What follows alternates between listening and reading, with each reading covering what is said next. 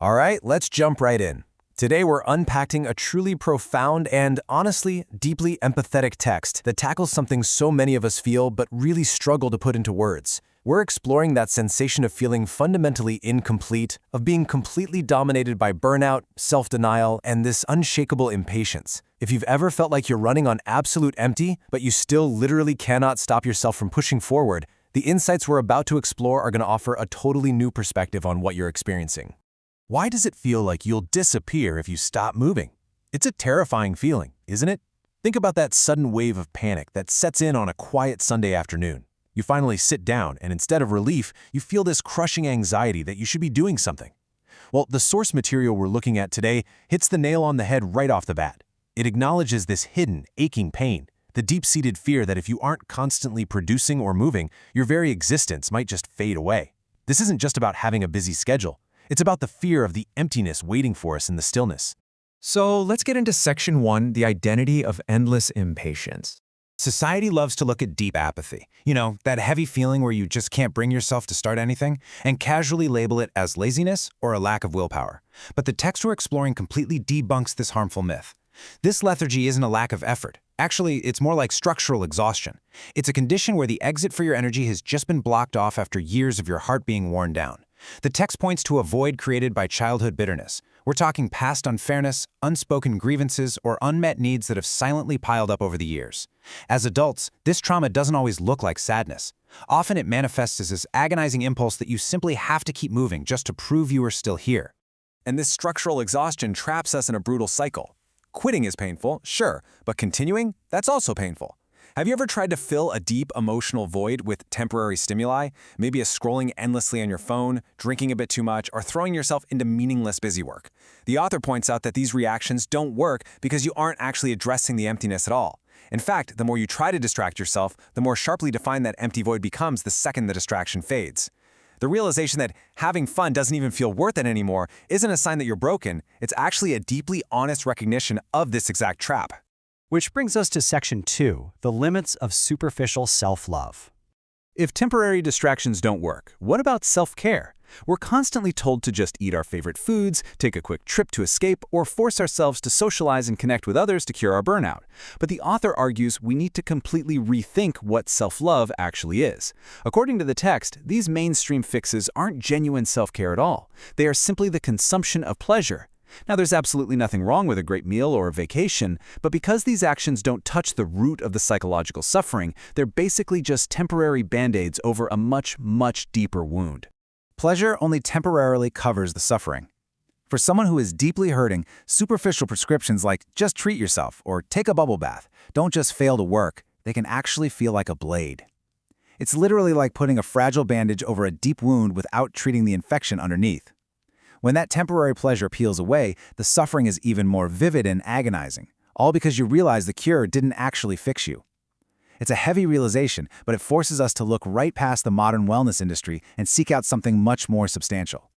Have you ever felt totally drained just trying to get someone to understand your perspective? The text identifies this very act, seeking understanding from others, as a true root of suffering.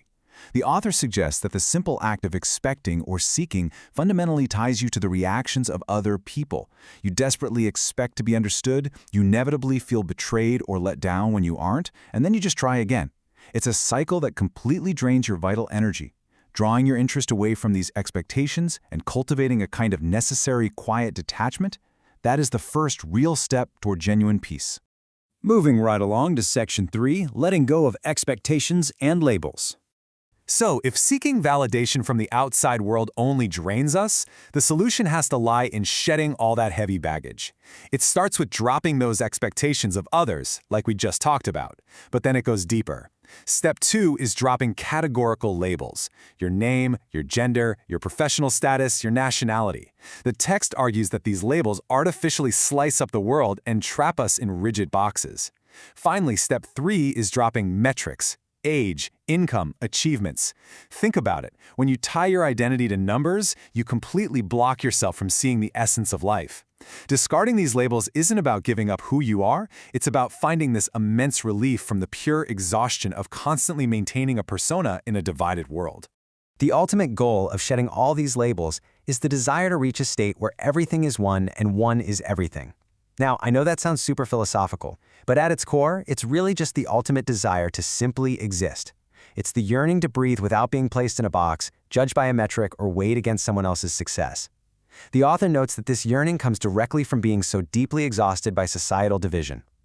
What's kind of fascinating is how we can borrow vocabulary from religion, concepts like total surrender or acknowledging universal suffering, to understand this feeling, without actually needing to join a religion or become a monk.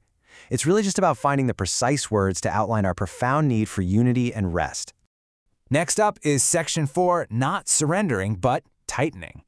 Here we see a really crucial shift in tone, from letting go straight to a resolute empowerment.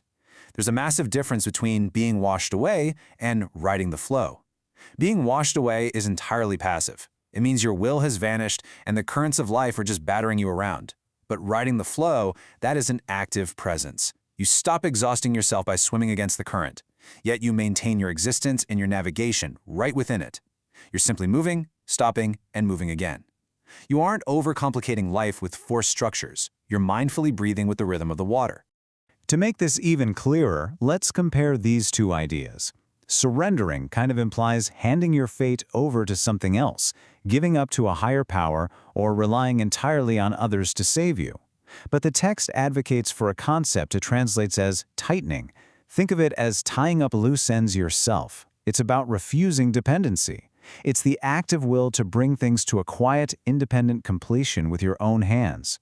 It means you aren't letting life just happen to you, and you certainly aren't waiting for a savior. Instead, you're deliberately, quietly, and firmly taking control of your own boundaries and your own peace. Finally, we arrive at Section 5, having a map called loneliness. This is our philosophical destination. We are reframing something we usually view as deeply negative: loneliness. Look, as long as you view loneliness as a painful deficit, as a sign that you're missing something, it is going to hurt. It'll always feel like a failure. But the radical ideal presented here is stepping away from those societal expectations and viewing loneliness as a conscious, empowering choice. Once you actively choose it, the entire texture of the experience shifts. It completely transforms from a dark isolation into a fortress of emotional stability and quiet strength. And right here is where the true, profound empowerment lies. The text suggests using your deep history of suffering as a map to guide others who are lost in pain. This is the ultimate realization, that the void you went through wasn't for nothing. If you've been through the absolute dark forest of burnout and emotional exhaustion, well, you know exactly where the traps are. You know where the roots threaten to trip you up. You possess a map that those who haven't suffered simply don't have. And because you survived it, you can step ahead and extend a steady hand to those who are currently lost in the dark. Wanting to be an unapproachable yet necessary existence. The author desires to exist in a way that offers what they call mechanically correct love. Now hold on, that doesn't mean being robotic or cold.